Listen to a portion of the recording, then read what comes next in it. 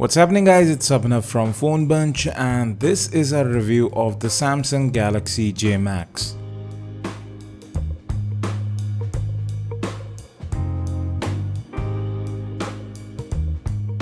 Now the J Max was a surprising launch. It comes with a 7-inch display, you have a Spreadtrum 9830A processor inside, it's a voice calling tablet, you have VoLTE support here as well, 1.5 gigs of RAM, 8 gigs of storage. I'll talk about the rest of the specs as we move along, but let's talk about build and all the rest of the features. Now this one is a dual SIM device, so you have two separate SIM card slots and a separate micro SD card slot. Now moving to the top, you'll find the micro USB port for charging, 3.5mm audio jack, and if you move to the right, you have the volume rocker and the power button, which give decent tactile response. Slightly mushy though. Now if you move to the bottom, you just have the primary microphone. Moving to the back, it actually looks quite interesting. The texture is very nice, it does feel good to hold in hand, does attract a bit of fingerprints though. You have the speaker right there, 8 megapixel camera and a very bright LED flash. Now you also have a 4000 mAh non-removable battery, which is enough for more than a day's worth of use. Now coming to the front, you get a 2 megapixel camera, there are no proximity or light sensors here, there is no notification LED. Just below the display, you have capacitive buttons which are not backlit, and the home button is a bit harder to press. The display, however, looks quite decent. Now given that you have a larger display, you generally hold it a bit farther away from you, so yes, it doesn't look as pixelated. It does get smudged with fingerprints pretty easily and is a bit difficult to clean. The viewing angles are decent, the color reproduction not so much. It's slightly towards the colder side. Now you also have an outdoor mode so that it becomes more legible outside, and then there's a reading mode which was quite useful because I read quite a lot on my tablet. Now talking about network and call quality, you do have VoLTE support here, call quality was good here. Most of the time I actually used either the Bluetooth headset which comes within the box or a wired headset because this is a very massive device. Now network reception is also quite good here as it is with most Samsung smartphones, and you can see the sensors. Anyways, moving forward, the shutter speed of the camera is quite decent. However, it takes a long time to focus in and the images generally don't turn out that well.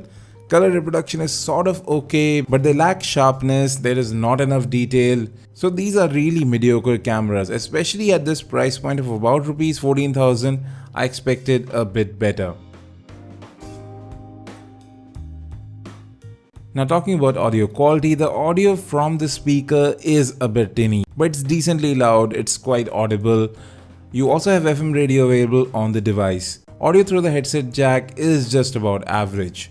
Now you have Android 5.1 running on this device. Now in terms of specs, this is pretty much similar to the Galaxy J3 2016. Same amount of RAM, storage, pretty much the same OS as well. But there are a few neat tricks here which we are going to talk about. The UI does seem to be fluid enough. Not major lags throughout the UI, especially when you have one or two apps open in the background. Now talking about storage, there isn't much available on the device. You just get 8 gigs of internal storage, out of which 4 odd gigabytes will be usable.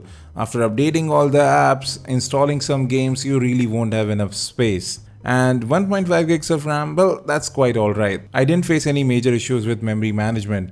And well, you also get the S-Bike mode here. I didn't use it much, but I've heard that the S-Bike mode is being used by many people. Now you have a kids mode built in as well, where kids can learn to draw. There is some video content available too, there are some fun apps, and you have complete parental control on what apps are accessible. This was actually quite a neat feature. If you are looking for a device which you can share with your kids, this is definitely one to look out for.